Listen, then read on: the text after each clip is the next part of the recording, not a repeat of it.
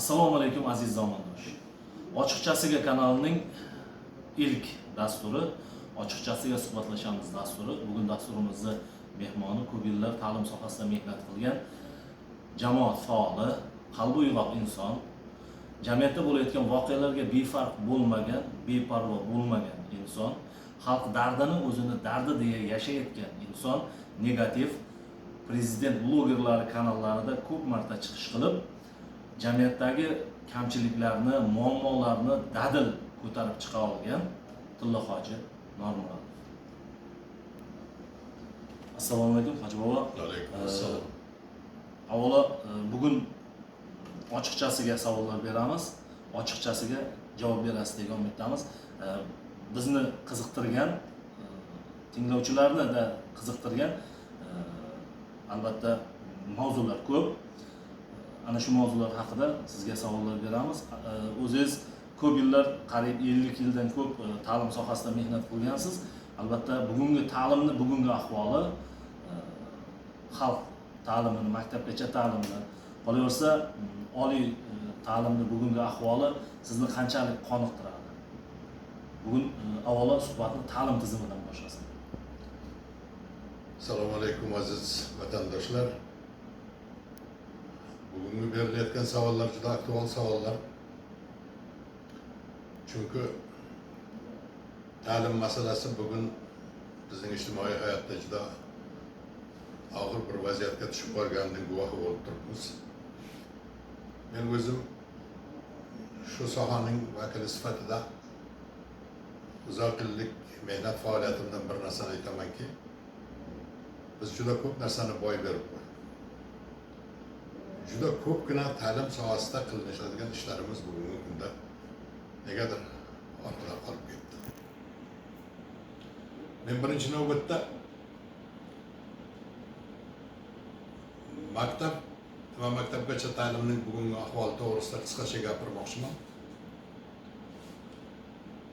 Biz o'sha maktabda direktor bo'lib 49-maktabda ishlaganimda, 18-fanlar chuqur o'rgatiladigan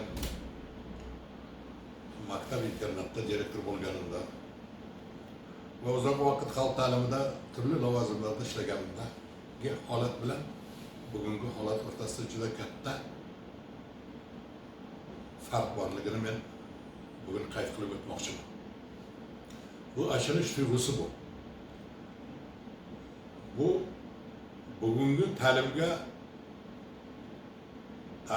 sodir bo'layotgan voqealarning bunchalik salbiylashganligiga men o'zim vijdonan biron bir qarorga yoki biron bir gapga yoki biron bir fikrga borish ham juda bir noqulay bo'lib qoldi.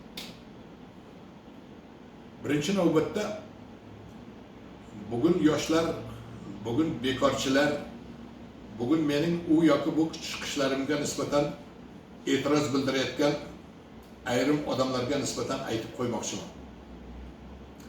Bu havas emas, bu qandaydir kasb emas mening chiqishim. Bu achinish bu. Bu ichki bir tug'yon, ichki bir isyon.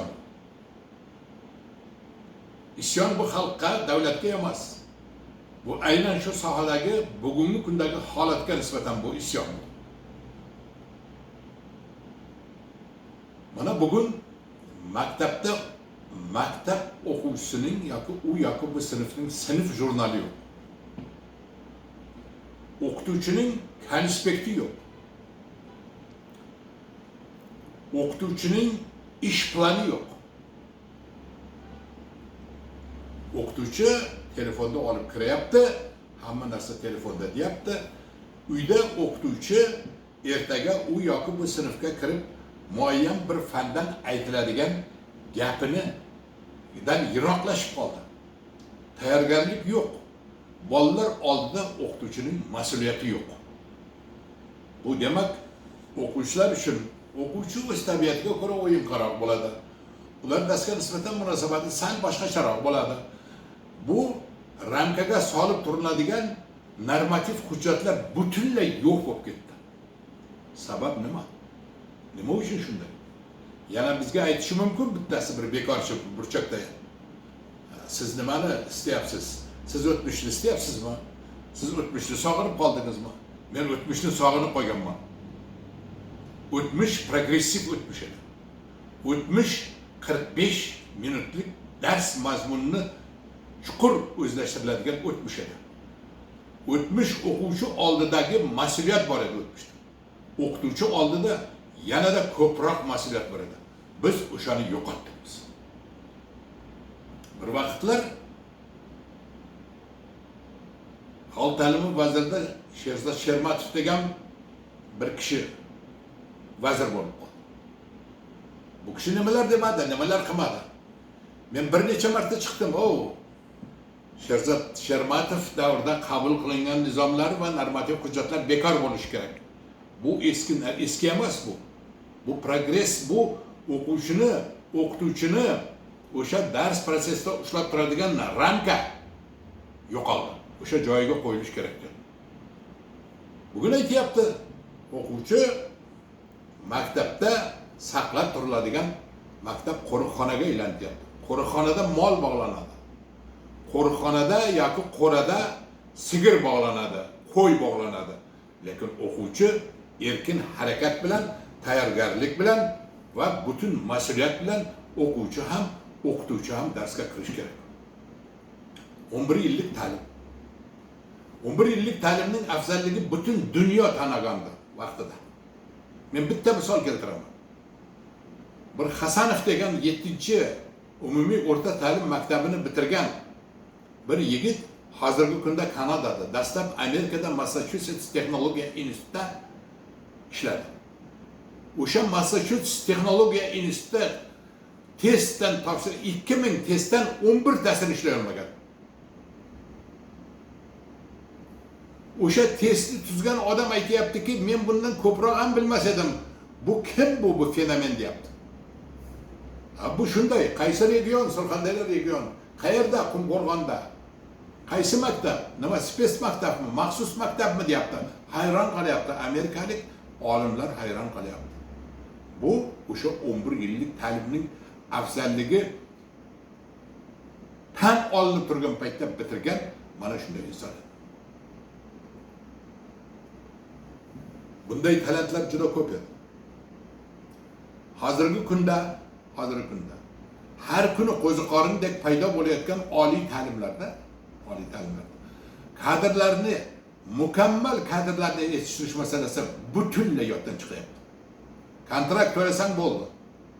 Super kontrakt ham chiqqan buni hozir. Puling bo'lsa bo'ldi, sen institutni bitirasan. Lekin ertaga ishlab chiqarishga kelganda, ta'limga kelganda, qonun doirasida ishga kelganda, sog'liqni saqlashga kelganda, u super kontrakt to'lagan jonivor nima qiladi? Nima qiladi? Eng zaif, eng yomon ta'lim bu bedarvoza bo'lib qoldi. Ta'lim proxodnoy dvor bo'lib qoldi.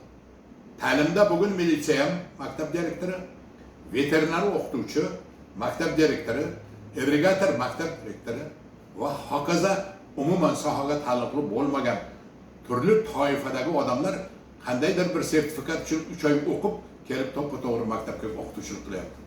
Bu bizning fojiamiz bu. Men irrigatorlik qila olmayman. Men veterinarlik qila olmayman. Men kasalxonaga borib shifokorlik qila olmayman. Chunki u mening kasbim emas. Nima uchun bugun maktabga turli toifadagi o'zga sohadagi odamlar kirib keldi? Maqsad nima? Bu o'qituvchini obro'sizlantirishmi? O'qituvchining sha'nini erga to'kishmi? O'qituvchini sindirishmi? Bu nima bu? Men afsusdaman. Men 5 yil nizomiy nomli Toshkent davlat pedagogika tarix geografiya fakultetini tugatganman. U paytda bunday gap yo'q edi. Nima uchun bugun kiryapti?